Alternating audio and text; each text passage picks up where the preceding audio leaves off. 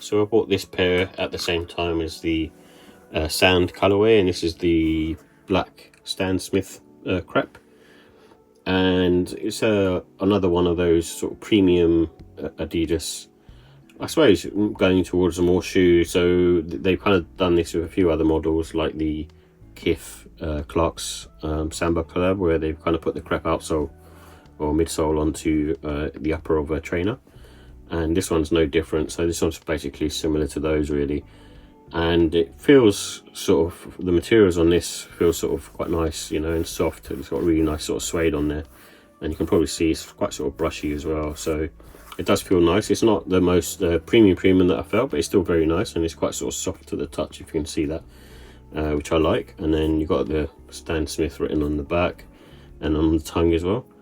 And what I also like is the leather inlining on this, and the insole being leather as well, which is really cool and feels really nice to the touch, and also on feel.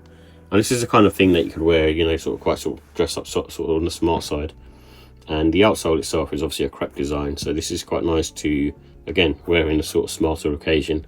But what I will say is the outsole does feel sort of quite heavy and very sort of shoe-like, and it's not very sort of flexible, as you can see. And that's my sort of only issues with sort of anything with the Crepe outsole.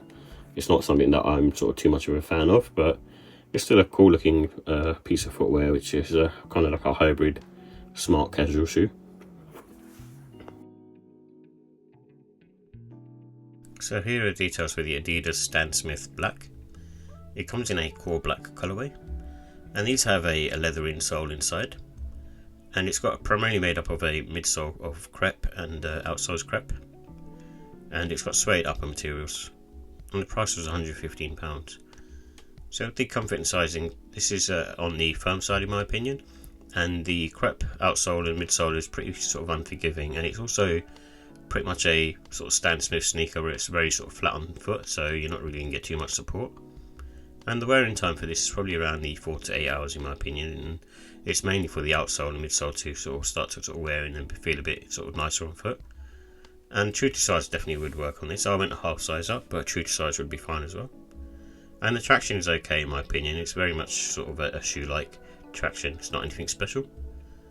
So with the look and style, I like the dark colour tones on this one, and being different to the beige version which I've also reviewed. And in my opinion, they both kind of have their own sort of vibe and still look very sort of shoe-like.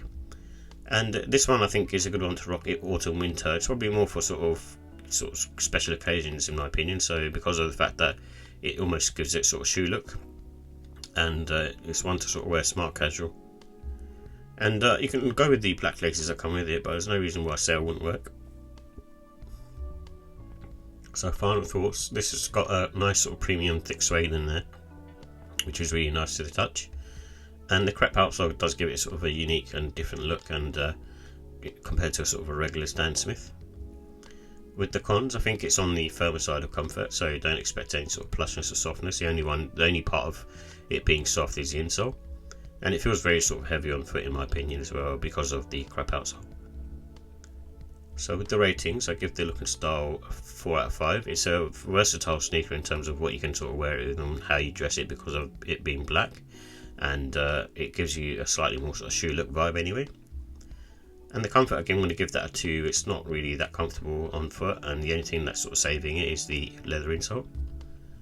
And the quality, I give that a 5. Like I say, the suede on there, material on there is really, really nice, and Adidas usually do pretty good quality control as well. So for me, I think the sneaker is quite nice in terms of its quality, so I'll give it a 5.